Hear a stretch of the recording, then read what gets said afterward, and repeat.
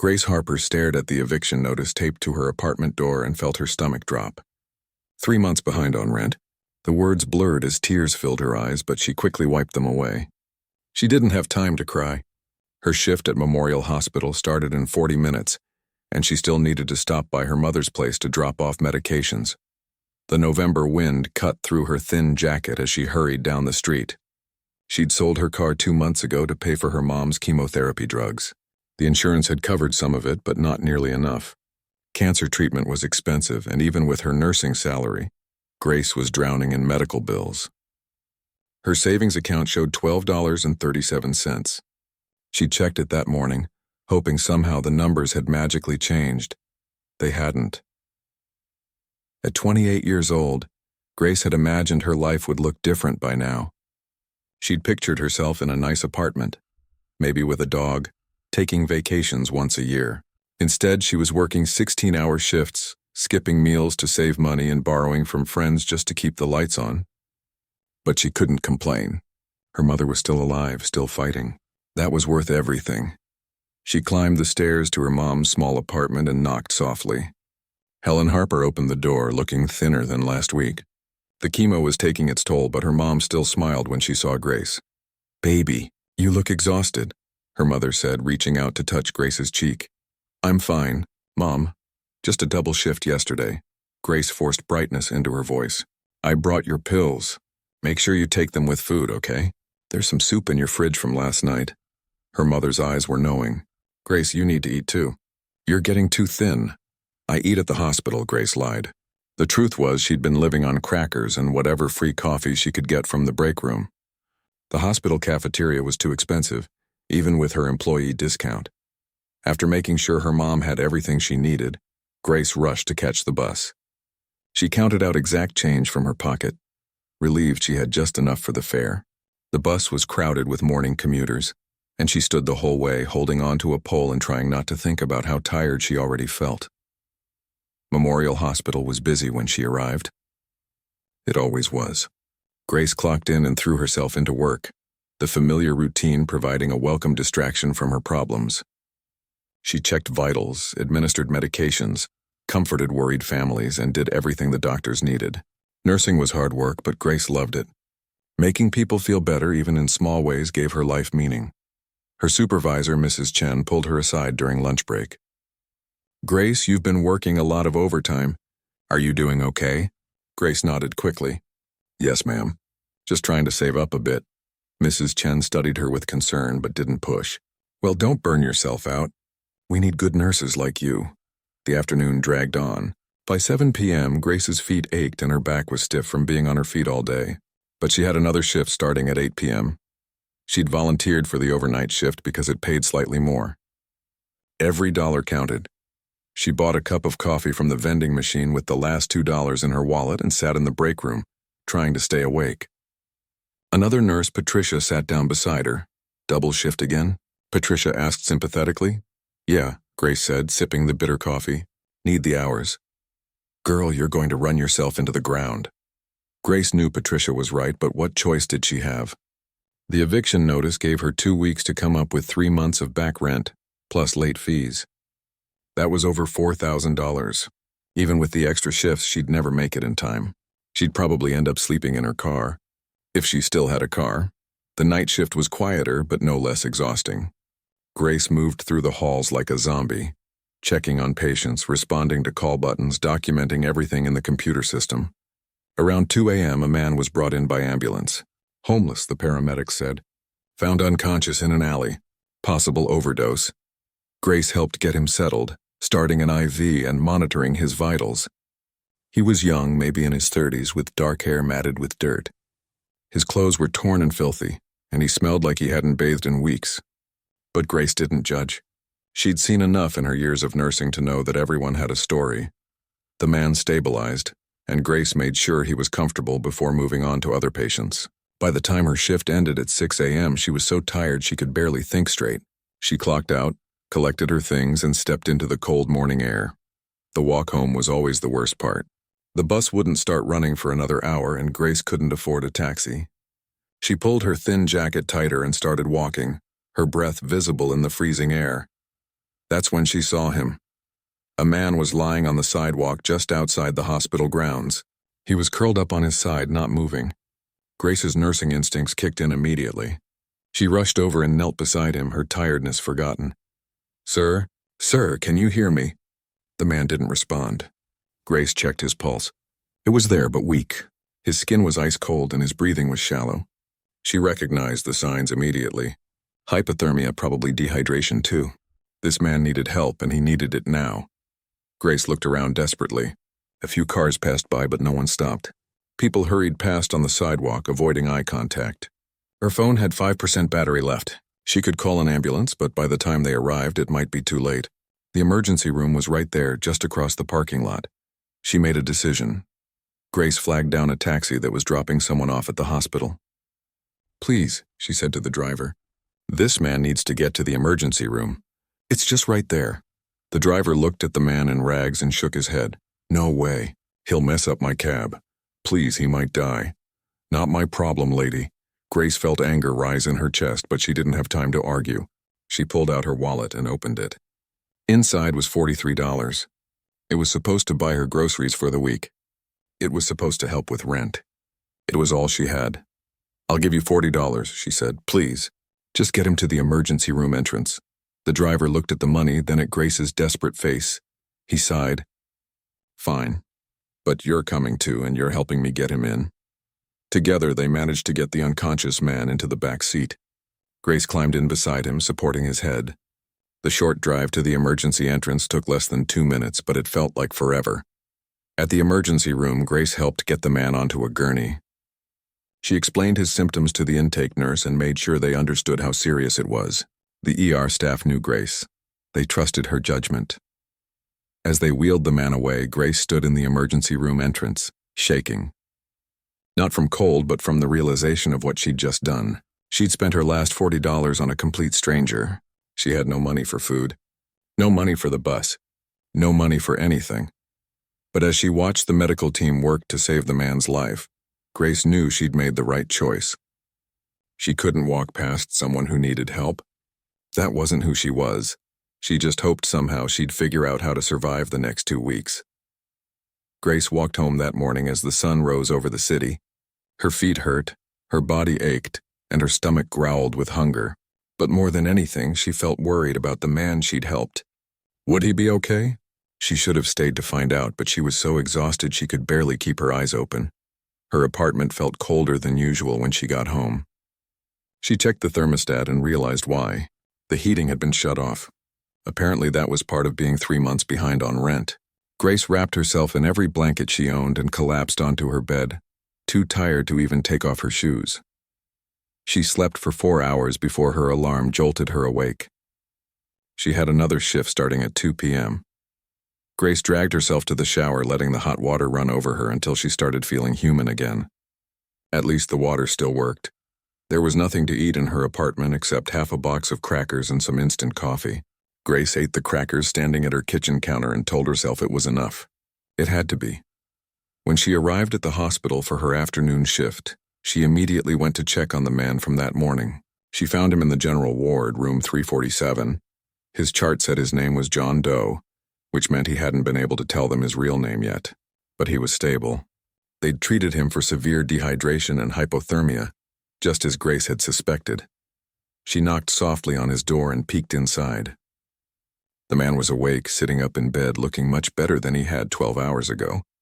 His face was clean now, and though his hospital gown was worn, he looked almost normal. "Hi," Grace said softly. "I'm Grace. I'm one of the nurses here. How are you feeling?" The man looked at her for a long moment, his dark eyes intense. "You're the one who helped me, aren't you? Outside the hospital." Grace was surprised he remembered. "Yes, but I'm just glad you're okay. You gave us quite a scare." "Thank you," he said quietly. His voice was rough, like he wasn't used to talking much. "You saved my life." Any nurse would have done the same thing, Grace said, though they both knew that wasn't entirely true. "Do you remember what happened?" The man was quiet for a moment.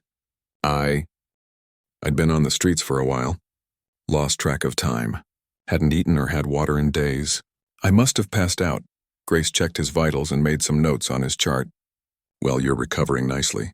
The doctor will probably keep you another day or two to make sure everything's stable. Is there anyone we can call for you? Family or friends? No, the man said quickly. No one. Something about the way he said it made Grace's heart ache. She knew that loneliness. Okay, she said gently. Well, you just focus on getting better. I'll check on you later in my shift. Throughout the afternoon, Grace found herself thinking about the man in room 347. When her dinner break came, she realized she had a problem. She had no money for food, and she was already lightheaded from only eating crackers that morning. The hospital cafeteria smelled amazing, but she couldn't afford even the cheapest meal. Patricia found her sitting in the break room, staring at a cup of water. Grace, have you eaten today? I'm fine, Grace said automatically. Patricia wasn't buying it. She pulled out her wallet and handed Grace a $20 bill. Go get some food. And don't argue with me. Grace's eyes filled with tears. Patricia, I can't. Yes, you can. And you will pay me back when things get better. But right now, you need to eat. You can't take care of patients if you don't take care of yourself.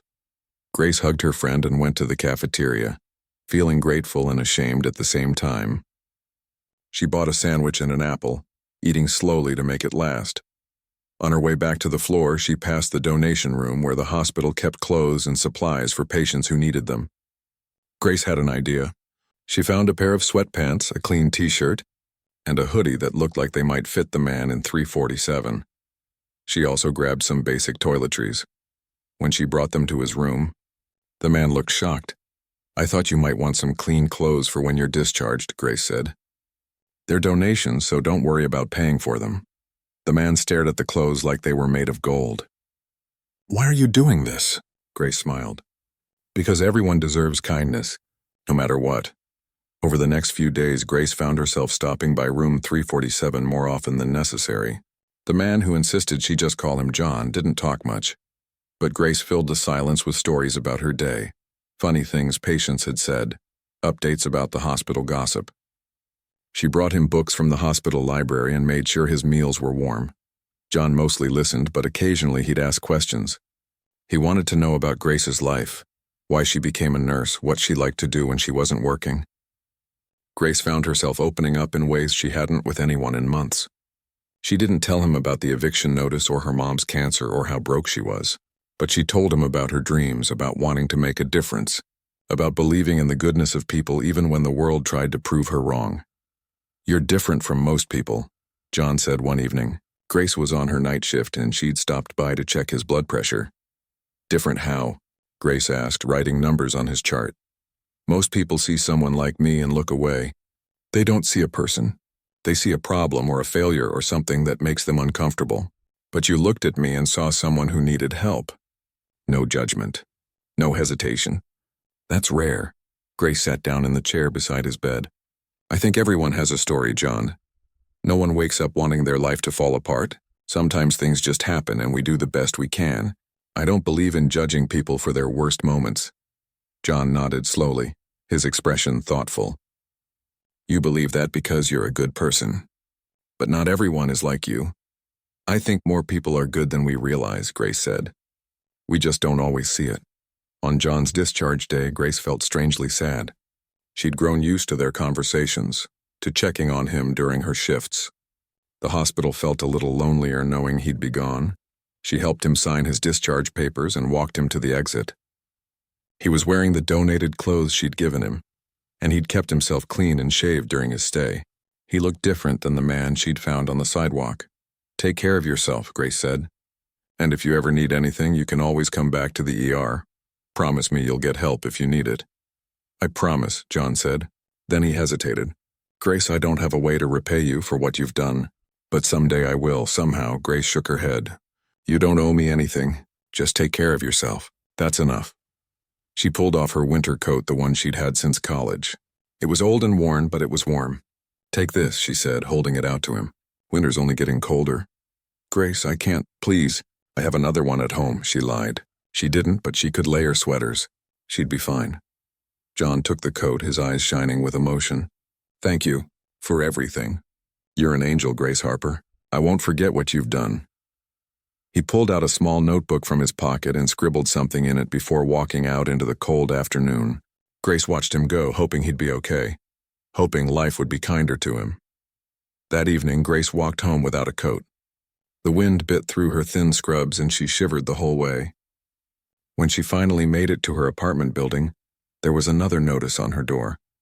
Final warning. She had 1 week to pay or she'd be evicted.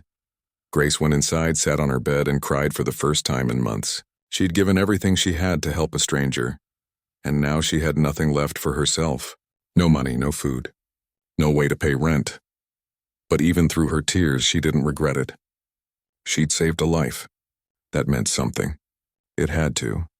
Grace fell asleep that night wondering what would happen next, unaware that her act of kindness had set something in motion that would change her life forever.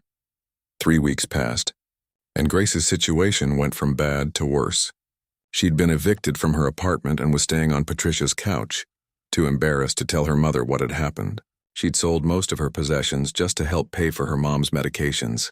Her phone had been disconnected because she couldn't pay the bill. She was barely surviving. But Grace kept showing up to work every day, kept smiling at patients, kept doing her job with the same compassion she always had. No one at the hospital knew how close she was to completely falling apart. It was a Tuesday afternoon when everything changed. Grace was in the break room, staring at yet another eviction notice. This one from the storage unit where she'd put the few things she hadn't sold. She'd stopped crying about money problems because what was the point? Tears didn't pay bills, Grace Harper? A woman's voice interrupted her thoughts. Grace looked up to see a professional-looking woman in a sharp business suit standing in the doorway. She had a tablet in her hand and an official demeanor that made Grace nervous. "Yes, that's me," Grace said, standing up quickly. "Is something wrong?" "No, nothing's wrong. There's someone here to see you. He's waiting in the main lobby." Grace was confused. "Who?" "He didn't say, but he was very insistent about speaking with you." Grace followed the woman to the lobby, her mind racing through possibilities. Had something happened to her mother? Was it the landlord from her old apartment? Had she done something wrong at work? When they reached the lobby, Grace stopped dead in her tracks. Standing near the information desk was a man in an expensive suit. Not just any suit, but the kind that screamed wealth and power. He had perfectly styled hair, polished shoes, and an air of confidence that came with success. Several other people in suits stood around him, clearly assistants or security. But what made Grace's heart stop was his face. "John," she whispered. The man turned and smiled at her. It was the same smile, the same eyes, but everything else was different. He looked like he'd stepped out of a business magazine. "Hello, Grace," he said, walking toward her. "I think we need to talk." Grace felt like the floor was tilting. "I don't understand. What is this? Is there somewhere private we can speak?" he asked gently. Still in shock, Grace led him to one of the family consultation rooms. Her hands were shaking as she closed the door. "John, what's going on? Why are you dressed like that? Who are all those people?" The man took a deep breath. "My name isn't really John, it's Victor. Victor Chen. And I need to tell you the truth about who I am." Grace sat down heavily in a chair, her mind spinning. "I'm the CEO of Chen Industries," Victor continued. "We're a tech company worth several $billion. Maybe you've heard of us?" Grace had heard of Chen Industries. Everyone had. They made software and hardware used by millions of people worldwide. "But that didn't make any sense. I don't understand," Grace said. "You were homeless. You were dying on the street? How can you be—" "I was undercover," Victor said quietly. He sat down across from her, his expression serious. "For the past 6 months, I've been disguising myself as homeless, living on the streets, experiencing the healthcare system and social services from the perspective of the most vulnerable people in our society." Grace stared at him, trying to process this information. "Why would you do that?" "Because I wanted to understand," Victor said. "My company has resources to help people, to make a difference. But I realized I had no idea what life was really like for people struggling in poverty, people experiencing homelessness, people who fall through the cracks of our systems. I wanted to see it for myself, to feel it, so this W as some kind of social experiment." Grace felt a strange mix of emotions she couldn't quite name. More than that, it was a documentary project and a personal mission. "My team has been filming and documenting everything, working with nonprofits and hospitals to understand where the gaps are in our social safety net. I've been collecting data, seeing firsthand how people are treated when they have nothing." Victor leaned forward, his eyes intense. Grace, do you know what I learned? I learned that most people don't see homeless people as human beings. I was spit on, told to get a job, kicked while I was sleeping. People looked through me like I was invisible. Security guards chased me away from buildings. Store owners threatened to call the police if I didn't leave. And in 6 months, do you know how many people stopped to help me when I was in genuine distress? Grace waited, her heart pounding. Victor said. In 6 months, in a city of millions, only 4 people stopped to offer real help. And you were one of them. Actually, you were the only one who spent your own money, your own resources to help me. The others offered food or directions to shelters, which was kind. But you, Grace, you gave everything you had. I just did what any nurse would do, Grace said weakly. No, Victor said firmly. You didn't. I was brought to this hospital by ambulance twice during my project, both times before the night you found me. Do you want to know what happened those times? I was stabilized and released with a pamphlet about homeless shelters. No one stayed with me. No one brought me clean clothes. No one sat with me and talked to me like I was a person worth knowing. But you did all of that. Grace felt tears building in her eyes. I don't understand why you're telling me this. Victor pulled out a tablet and swiped through some screens. After you helped me, I had my team look into your life. I hope you don't think that's too invasive, but I needed to understand who you were. And what I found broke my heart, Grace. He turned the tablet toward her. On the screen was information about her life. Her mother's cancer diagnosis. The medical bills. Her eviction. Her debt. You gave me your last $40, Victor said, his voice thick with emotion. You gave me the coat off your back. You spent time with me when you were working overtime shifts just to survive. You treated me with dignity and kindness when you yourself were struggling more than I was, even in my disguise. Victor, let me finish, he said gently. I've been thinking about you every day since I left this hospital. The world I come from, the world of wealth and privilege, it's full of people who have everything but give nothing. They attend charity galas and write checks so they can feel good about themselves, but they don't actually see the people they're supposedly helping. But you, Grace, you have nothing and you give everything. You restored my faith in humanity. Grace didn't know what to say. She felt exposed, vulnerable, like her most private struggles were on display. I need to show you something, Victor said. He stood up and opened the door, gesturing for her to follow. In the lobby, Victor's assistant handed him a large envelope. He gave it to Grace. Open it.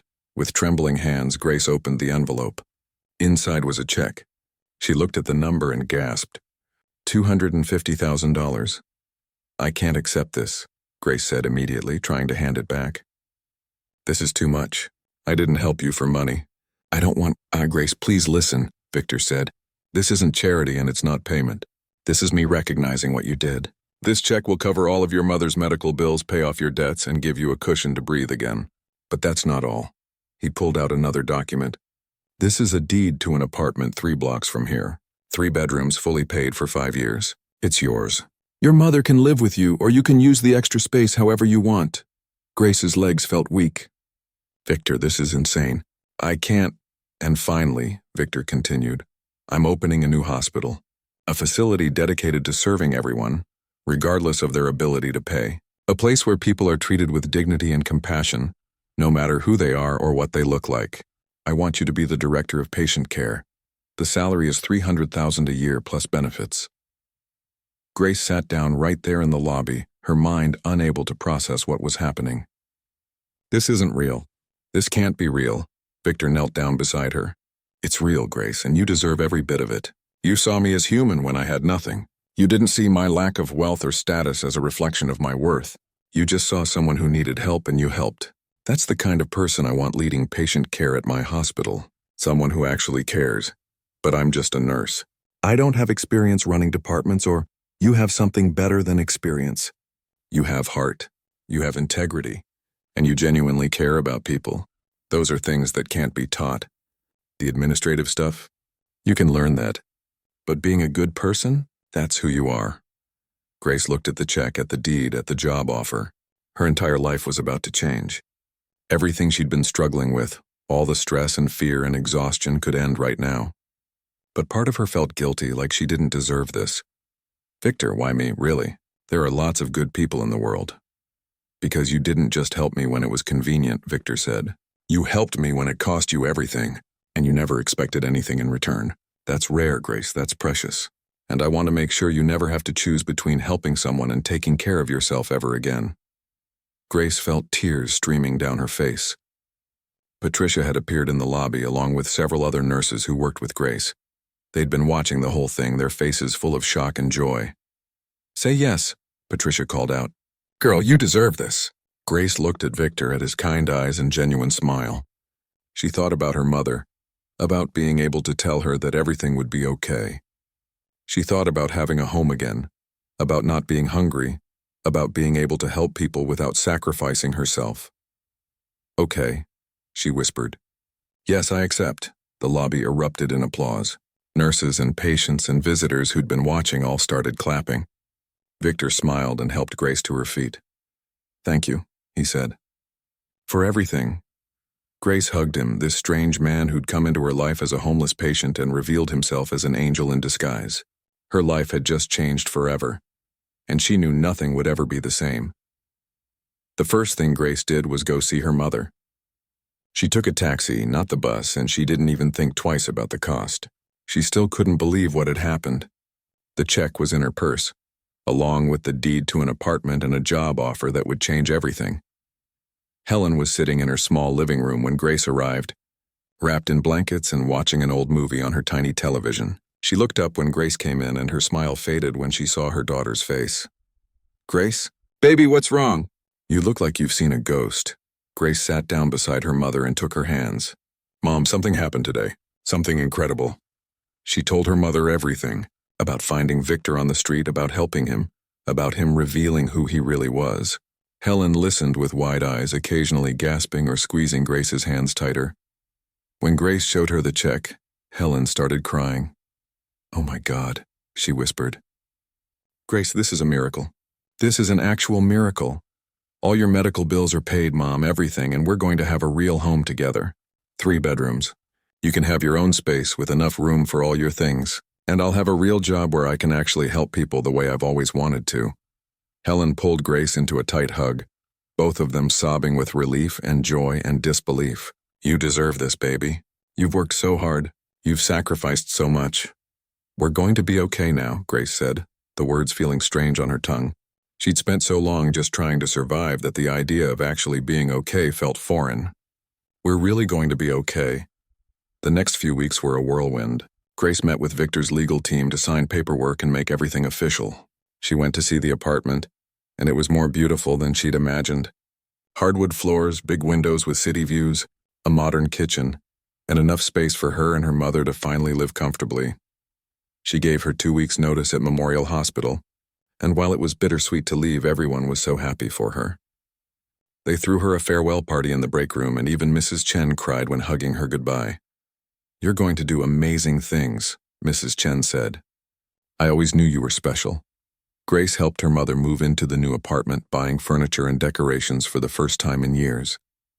She took her mom shopping for clothes and food, filling the refrigerator until it was overflowing. Every time she paid for something, she felt a surge of gratitude that she could actually afford it. But the biggest change came when she started her new job at the hospital Victor was building. It was called Hope Community Hospital, and it was unlike any medical facility Grace had ever seen. The building was state-of-the-art, with the latest equipment and technology, but it was designed to feel warm and welcoming, not cold and institutional. Victor gave Grace a tour on her first day. "This hospital will treat everyone who walks through those doors regardless of their ability to pay. We'll have a team dedicated to helping patients navigate insurance and financial assistance. We'll have social workers, counselors, and case managers to help with housing, food insecurity, and other needs. Because healthcare isn't just about treating illness. It's about treating the whole person." Grace felt tears in her eyes. "This is everything I've ever dreamed of." "I know," Victor said with a smile. "That's why I want you leading patient care. You understand what real compassion looks like." Over the next few months, Grace threw herself into her new role. She hired nurses and staff who shared her values, people who saw patients as human beings first. She created protocols that prioritized dignity and respect. She made sure every room had comfortable seating for families, that every patient had access to basic necessities without having to ask. She also worked closely with Victor. They spent hours in meetings, discussing policies and procedures. talking about how to make the hospital truly serve the community. Grace discovered that Victor was brilliant, driven, and genuinely committed to making a difference. He wasn't doing this for publicity or tax breaks. He really cared. And the more time they spent together, the more Grace found herself looking forward to their meetings. Victor made her laugh. He asked for her opinions and actually listened. He treated her as an equal, not an employee. Sometimes they'd work late into the evening, ordering takeout and brainstorming ideas, and Grace would realize hours had passed without her noticing. One evening, about 4 months after that life-changing day in the hospital lobby, Victor asked Grace to stay after a meeting. The other staff had left, and it was just the two of them in the conference room. "I wanted to talk to you about something," Victor said.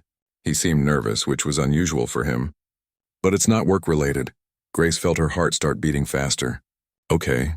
These past few months working with you, getting to know you better, it's been incredible. You're brilliant at your job, but more than that, you're an amazing person. You're funny and kind, and you see the world in a way that makes me want to be better." Grace didn't know what to say. She'd been trying not to think about the feelings that had been growing inside her, telling herself it was inappropriate, that Victor was her boss, that their relationship should stay professional. "Grace, I know this might be crossing a line, and if it is, please tell me and we'll never speak of it again. But I can't stop thinking about you, not as my director of patient care, but as the woman who saw me as human when I had nothing, the woman who gave me everything when she had nothing to give. You're constantly in my thoughts, and I need to know if there's any chance you might feel the same way." Grace looked at Victor, at his vulnerable expression, and her heart melted. "I've been trying not to feel this way," she admitted, "because you're technically my boss and it seemed complicated. But yes, Victor, I feel the same way." The smile that spread across Victor's face was like sunshine. Really. I think I started falling for you when you were still John, the patient in room 347. You were so quiet but so thoughtful. And then when you revealed who you really were and you did all this for me, I was overwhelmed. But these past months working with you, seeing your passion for this project, seeing how much you care about people, I've fallen even harder." Victor reached across the table and took her hand. "I want to do this right. No rushing, no pressure. I want to take you on a real date. I want to get to know you outside of work. I want to see where this could go, if you're willing." "I'm willing," Grace said, her cheeks flushing. Their first date was dinner at a small Italian restaurant, nothing fancy despite Victor's wealth. They talked for hours, sharing stories about their childhoods, their dreams, their fears. Victor told her about the pressure of running a billion-dollar company, about feeling disconnected from regular people, about how his undercover experience had changed him fundamentally.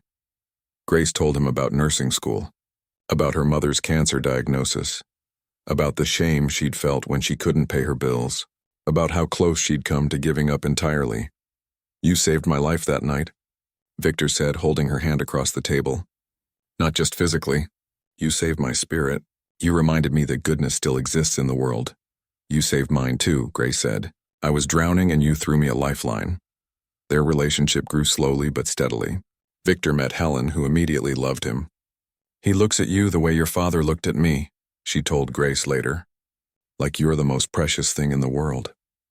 Grace met Victor's family, including his elderly grandmother, who hugged Grace and whispered, "You're good for him. You make him remember what matters." 6 months into their relationship, Hope Community Hospital officially opened. The first patient through the doors was a homeless woman who'd been turned away from other hospitals. Grace personally helped her get settled, making sure she was treated with dignity and respect. The woman cried with gratitude, and Grace cried too, thinking about how far she'd come. At the opening ceremony, Victor gave a speech about compassion, about seeing humanity in everyone, about the importance of helping those who can't help themselves. But when he looked at Grace in the audience, his eyes said something more personal. They said thank you.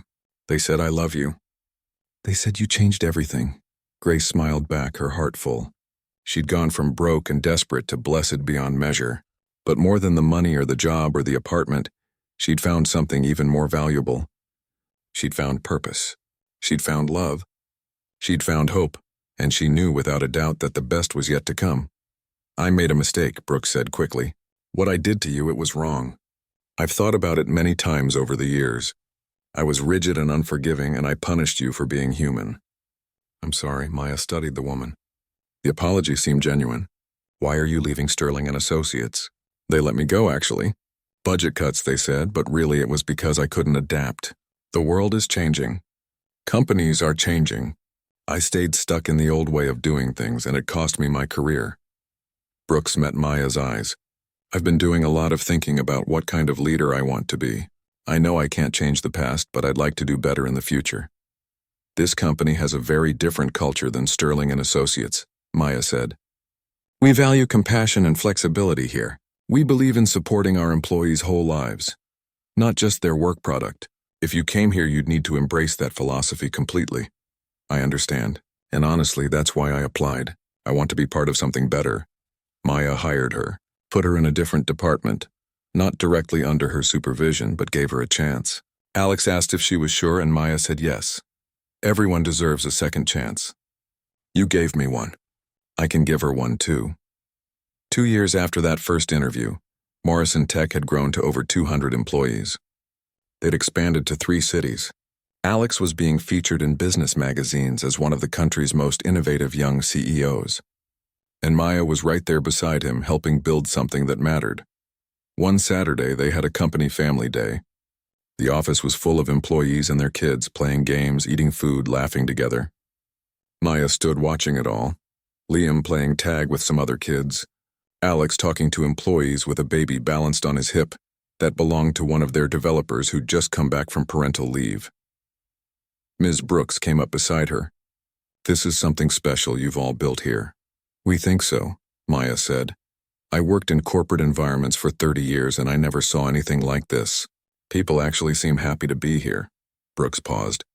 I wanted to thank you for giving me a chance when you had every reason not to. We all need second chances sometimes. Still, what you've built here, this culture, it's changing people. It's certainly changed me. Brooks smiled. My daughter just had a baby. When she was looking for jobs after maternity leave, I told her to find a place like this, a place that values people. And I realized I learned that from you. After Brooks walked away, Alex came over and slipped his arm around Maya's waist. What was that about? Just full circle moments, Maya said, leaning into him. I've been thinking about those a lot lately. Alex turned to face her. Do you remember 3 years ago in that law firm lobby, when a 7-year-old boy shared his sandwich with a lonely kid? I remember. That moment changed everything. It led to this company, to finding you, to building a life I didn't even know I wanted. He reached into his pocket, and now I'm hoping it might lead to one more thing. Maya's breath caught as he pulled out a small box. You don't have to answer now, Alex said quickly. I know Liam should probably be here for this, and we should do it properly. But I've been carrying this ring around for 2 weeks waiting for the perfect moment. And I realize the perfect moment is just whenever we're together. So Maya kissed him, stopping his nervous rambling. When she pulled back, she was crying and laughing at the same time. Yes. I haven't actually asked yet. I don't care. The answer is yes. Liam ran over, having noticed something was happening. What's going on? Alex knelt down to his level. I just asked your mom to marry me. But I should have asked you first. Liam, would it be okay with you if your mom and I got married? If I became part of your family officially? Liam looked between them, his face serious. Then he broke into the biggest smile. Are you kidding? That would be so cool. Can I be the ring bearer? My friend was the ring bearer at his sister's wedding and he said it was awesome. You can absolutely be the ring bearer, Maya said, pulling him into a hug. That night after the party, after all the congratulations and excitement, Maya tucked Liam into bed in their nice apartment with the good heating and the windows that actually locked properly. Mom, Liam said sleepily, do you think if I hadn't shared my sandwich that day none of this would have happened? I don't know, baby. Maybe things would have worked out differently. I'm glad I did it then, even if I didn't know it would turn out like this. Me too. Maya kissed his forehead. But you know what? I think you would have shared that sandwich no matter what. Because that's who you are. You see someone who needs help and you help them. That's the most important thing anyone can do. Just be nice to people. Just be nice to people. After Liam fell asleep, Maya walked out to the living room where Alex was sitting on the couch, looking at something on his phone. When she sat next to him, she saw it was a photo from earlier that day. Liam laughing, surrounded by friends and coworkers' kids, completely in his element. He's going to be okay, Alex said softly. Better than okay. He's going to be great, yeah, Maya agreed. He is. You know what's wild? Alex put his phone down and pulled Maya close. That day 3 years ago, I was the loneliest I'd ever been. I felt invisible, like nothing I did mattered. And now I have this whole life, this whole family, all because a little kid decided to share his lunch. Butterfly effect, Maya said. What? It's this theory that tiny actions can have huge consequences. Like a butterfly flapping its wings in one place can eventually cause a hurricane somewhere else. One small act of kindness, one moment of seeing another person's humanity, and everything changes. Alex was quiet for a moment. Then he said, I want to do something. A foundation maybe, or a program. Something that helps single parents, that provides childcare support, that gives second chances to people who need them. I want to take what we've built here and spread it wider. I think that's a beautiful idea. Will you help me build it? Always.